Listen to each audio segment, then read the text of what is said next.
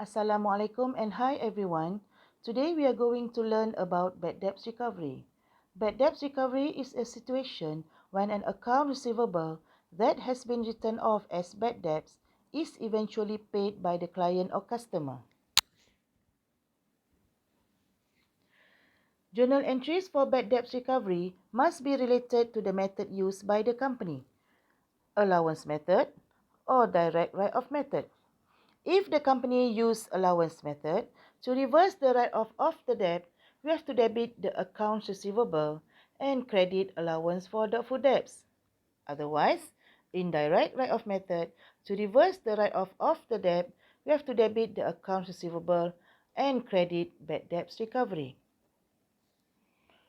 The second journal, to record the collection of cash, we found that both methods use the same journal, debit cash and credit accounts receivable. For example, how do we determine when a business should use the allowance method or the direct write-off method?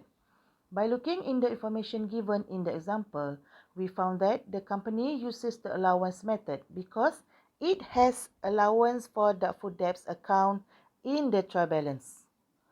From the trial balance on 1st January 2014, we have accounts receivable 100,000 and allowance for doubtful debts 900. On 31st July 2015, Encik Ali has paid 300 his debt that was already classified as bad debts previously. Show the journal entries. The question required us to prepare journal entries to record the bad debts recovery. First, we need to put the receivable back on the books by debiting the accounts receivable Encik Ali and crediting allowance for doubtful debts 300. For the second journal, when we get the money from the customer that you have previously written off, we debit cash and we credit account receivable Encik Ali 300. The reason why we credit account receivable Encik Ali because if you didn't do that, it's as if you did not collect the receivable.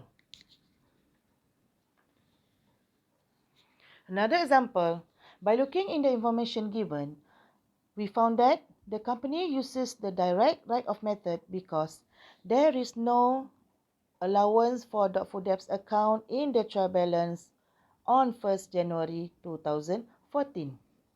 From the trial balance on 1st January 2014, we only have account receivable 100,000. On 31st July 2015, Encik Ali has paid 300 of his debt that was already classified as bad debts previously.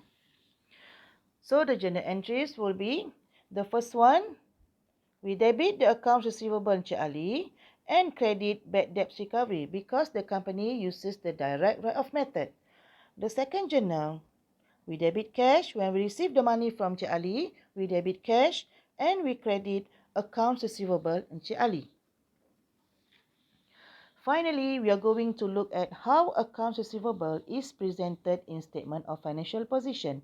As we know, accounts receivable is reported under current assets in Statement of Financial Position, meaning they are assets that a company expects to convert into cash within 1 year. Net realizable value of accounts receivable equals to accounts receivable less allowance for doubtful debts account. This net amount represents the amount of cash that management expects to realize once it collects all outstanding accounts receivable. That's all for today. Thank you.